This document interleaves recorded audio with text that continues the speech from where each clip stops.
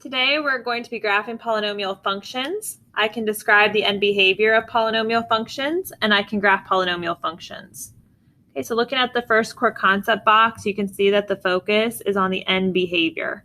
So I'm not focusing on the middle behavior at all today. We're just focusing on what's happening at the very ends. So what's happening at the ends, what's happening at the ends, what's happening at the ends, and what's happening at the ends. I don't really care about the middle part of my graph. Okay, so let's just start with a more simplistic flow chart over here, and then we'll get into the more detailed one in a second. First of all, what does it mean when it says even or odd? Well, we're just looking for the highest power of a standard form function to be an even number. So like y equals x squared or y equals negative x squared. Because that exponent is an even number in that standard form, we say that it's going to be an even function.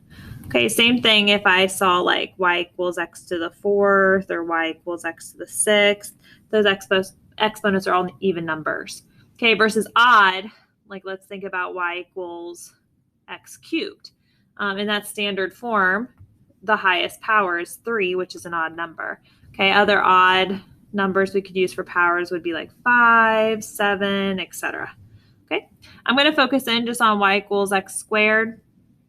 We know that's a U-shaped graph.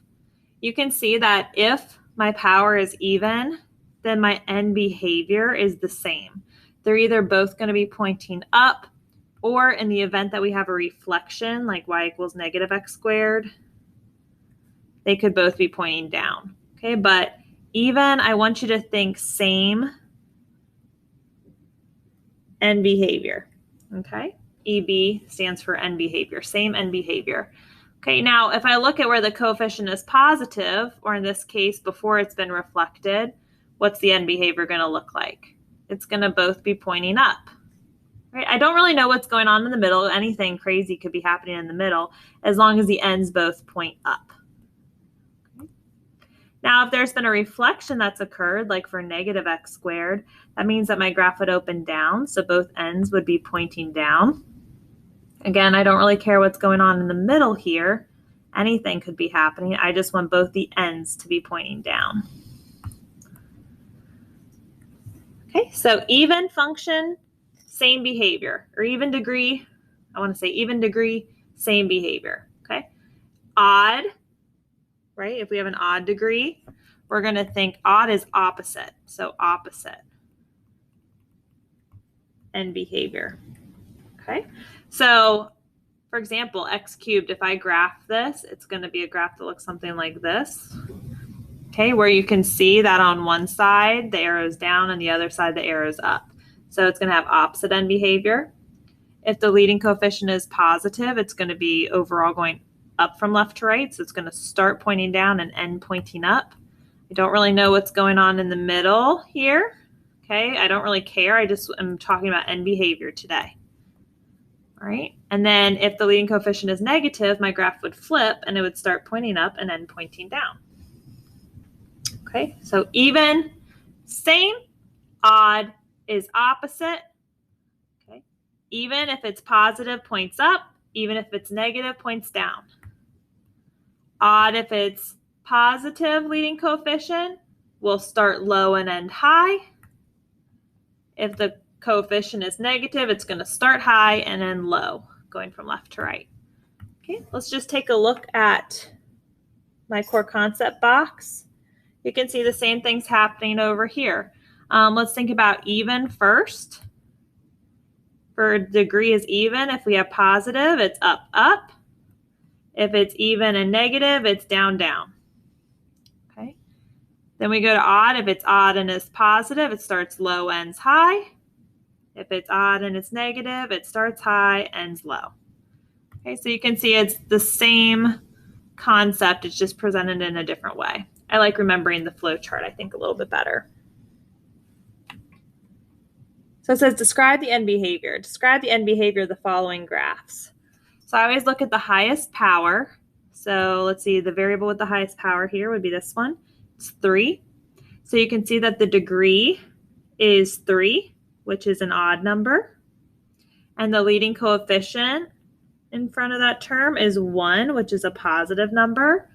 So remember, odd is opposite And plus, we're going to make it so it starts low and ends high, right? We're looking at odd, which is opposite end behavior, and the leading coefficient is positive, so it starts low and ends high. Okay. So as x goes to negative infinity, what's happening? And as x goes to positive infinity, what's happening? If I think about a coordinate grid here, as x gets smaller and smaller and smaller, that would be as x goes to negative infinity on the left-hand side. I'll put really big and bold letters. I'll go ahead and put left. And as x goes to positive infinity, or as x gets bigger and bigger and bigger, that's going to be on the right-hand side of my graph. Okay, so I'm thinking about the left-hand side of my graph, and I'm thinking about the right-hand side of my graph. So, and I want to think about what y is doing. As x gets smaller and smaller and smaller on the left-hand side of my graph, my y is going to do what? Or instead of calling it y, we'll call it f of x, since that's another word for y. F of x is going to go to negative infinity. See how it's pointing down? And on the right-hand side of my graph, what's happening to the y values? It's positive, right? It's pointing up. It's going to positive infinity. Okay, let's look at the next example. Here in the next example, what's my highest power? Looks like 4, right? My degree is 4, which is an even number. And my leading coefficient is -2, which is negative. So even, same. And because it's negative, I would say down, down. Right? If I go back up here, even is the same. And because it has a negative leading coefficient, that's what's making it point down. Okay, so let's think on the left-hand side of my graph, what's happening? As x goes to negative infinity, then what's happening with y? Y is going to negative infinity.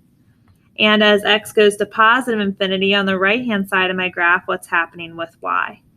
Y is pointing down, so it's going to negative infinity.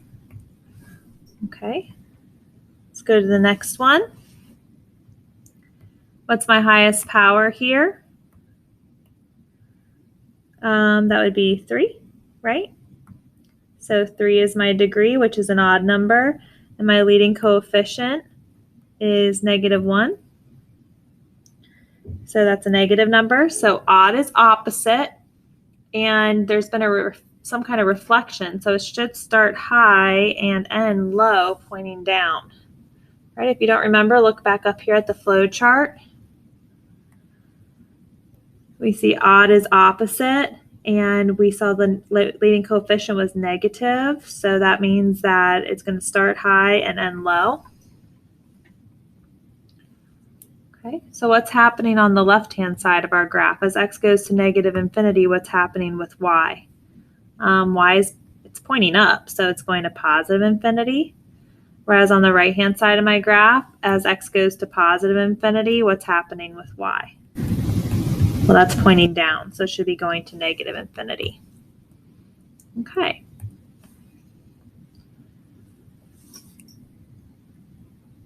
So here's some graphs for the selected examples. For example A, this is what the graph looks like. And you can see that I predicted the arrows were going to start pointing down on the left and then end pointing up on the right, which did happen. And then for example B, we predicted that the end behavior was both down. So you can see what it looks like. The ends are both actually pointing down in that example. Okay, it's got some crazy going on in the middle, but again, today's focus is just on end behavior. Okay, so now we're actually going to graph the polynomial functions. It says sketch a graph of each polynomial using the requested information. LC represents leading coefficient, and EB represents end behavior. So let's identify the highest exponent, or the largest exponent. It's going to be 3. Highlight it. Okay, so my degree is 3. And my leading coefficient is going to be the number in front, so that's going to be -1. So what's my end behavior? Let's just draw our end behavior. This is going to be odd, which is opposite, and negative means that it's going to be flipped. So I'm going to start pointing up and end pointing down. And my y-intercept, I can always find that by plugging in 0 for x and solving for y. So if I plug in 0 for x, I'd have -0 cubed plus 0 squared plus 3 times 0 minus 3. So those all will go away because they're 0. So I'm just left with 0, -3. So just thinking about my graph so far, I know that it's going to start pointing up, end pointing down, and we have a point at 0, -3. And I don't really know what else is going on in the middle. On the left-hand side of my graph, as x goes to -infinity, what's happening with y? Y, or f of x, is pointing upwards, so it's going to positive infinity. And on the right-hand side of my graph, or as x gets infinitely large, what's happening with y? Y is, the arrow is pointing down, so it's going to go to -infinity. All right, so in my calculator, I'm going to go into y equals. I'm going to clear that out, and I'm going to type in my function. -x cubed plus x squared plus 3x minus 3. Okay, we can graph it. All right, that looks pretty good. You can see it kind of runs down further. If you wanted it to be centered up a little bit, you could go to zoom standard. Zoom standard, remember, is number 6. We'll see if that looks any better. That looks good. Okay, and my goal is just to get some more points to plot. So I'm going to go into my table, second table. So I'm hitting this blue second button and then going into table. And I'm going to see what points will fit on my graph from -10 to 10 for the y values. So like -2, 3 would be a good one to plot, -1, -4, 0, -3, 1, 0, and 2, -1. Those would all be good points to plot. Okay, so I'm going to fill out my table with those points. I had -2, 3. Oops. I had -1, -4. I had 0, -3, 1, 0, and 2, -1. So let's go ahead and plot that. -2, 3. -1, -4. 0, -3, 1, 0, and 2, -1. Okay, and we want it to look like our graph. So I'm going to go back to graph, and I'm just going to work from left to right here. We've got, I'm trying to see if this is really, like if I'm thinking about my low points and high points, this looks like it's at like -1, -1, 2, 3. Yeah, like -1, -4, which is one of the points we put in our table. And that looks like at about like 1.5. You know, that's where the high point is. So I'm trying to just mimic that from left to right. Okay, we're going to connect these points from left to right. So I'm going to start pointing up. I'm going to come down, connect these points. Remember, it looked like we had a high point at like 1.5. So I'm going to make it still go a little bit up here. And then remember, we end pointing down. Okay, let's move on to our next one. The degree here is going to be 4. The leading coefficient is 1. Okay, this is even degree, so it's going to be the same end behavior. And leading coefficient is 1, so it should both be pointing up. My y-intercept, when I plug in 0 for x, we're going to get 0 to the 4th minus 0 cubed minus 4 times 0 squared plus 4. All these simplify to 0 except for 4. That simplifies to 4. Okay, so I know that both sides are pointing up, and I know that I have a y-intercept at 0, 4. But I don't know anything about the middle of my graph right now. I know as x goes to -infinity or gets really, really small, what's happening to y on the left-hand side of my graph? Y is going to infinity or -infinity? Infinity, because it's pointing up. And as x gets infinitely large on the right-hand side of my graph, my y values are still going to infinity because the arrow is pointing up. Okay, let's plug it into our calculator to get a brief table of values. So I'm going to go into y equals. Let me lock this just so that it doesn't keep zooming in and out. We've got x to the fourth. Let's see here.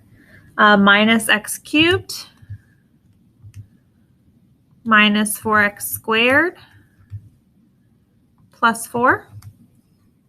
Okay, so I went ahead and typed that in and press graph.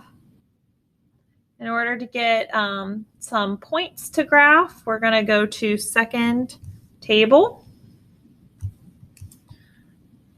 Okay, that's not going to fit on our graph, 260. So like maybe start here at -1, 2.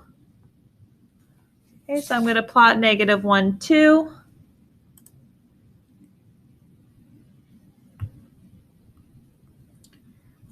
I'm going to be able to plot 0, 4.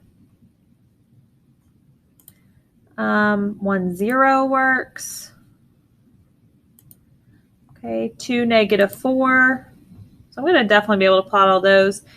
Even what was at -2? At -2, we had 12. That's going to run a little bit off our graph, but we'll fill it out in our table.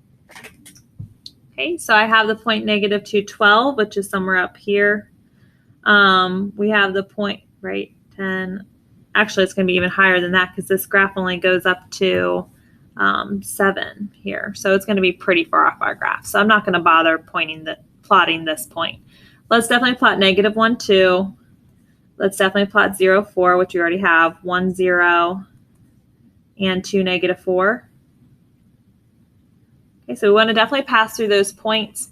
And I want to make my graph look like the one on my calculator. So if you look at where these high and low points are, like we have a low point here, it looks at -1, 2, maybe. Do we have a point at -1, 2? We did. We had a point at -1, 2. It looks like this high point is at 0, 4, which 0, 4 was one of our points. It looks like we have a low point here at like 2, -4, and 2, -4 was one of our points. Okay, so we want both the ends to be pointing up, right?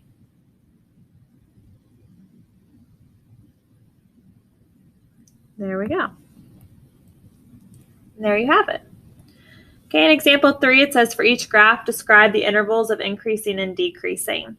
So I always work from left to right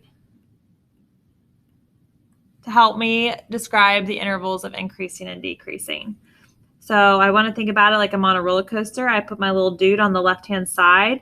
You're going to see that we go down the roller coaster first. So this side must be decreasing. And then once we hit the bottom point, then all of a sudden I start going up the hill again, right? So this is going to be increasing. So where it changes from increasing to decreasing, or decreasing to increasing, is always going to be at the vertex. Okay, so you can see down here, right? That's at the x value. What is this x value here? At x equals 4, that's when it changes from decreasing to increasing. So let's do intervals of increasing. Where is the function increasing? The function is increasing when x is greater than 4, right? Over here is where it's increasing, when it's bigger than 4. And where is my graph decreasing? My graph is decreasing over here on this side when x is less than 4. I'll put when x is less than 4. Okay, 4 is when it is neither increasing nor decreasing. That's where it changes from decreasing to increasing. Okay, again, go on the left-hand side of your graph. Imagine your guy in a little roller coaster cart. What's he going to do first? He's going to go up that hill, right? So he's increasing here. Once he reaches the top of the hill, which is an x value of 0, that's when you start going down the hill, right? So now I'm going down the hill, so I'm decreasing down the hill. Then I hit another point where I'm inflected, right? I'm changing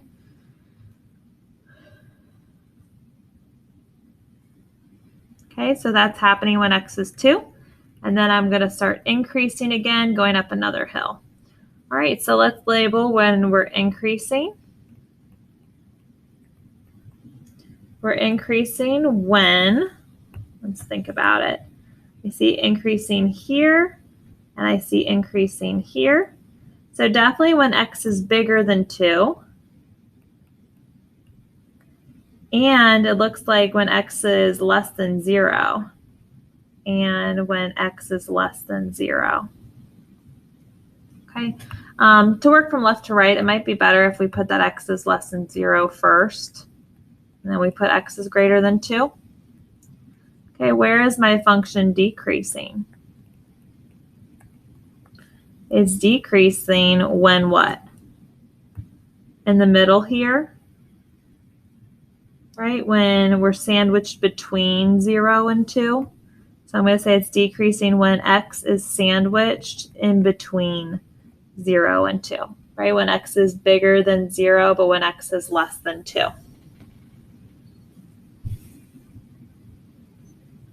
All right, take a look at this enrichment video if you get a chance or if you're interested.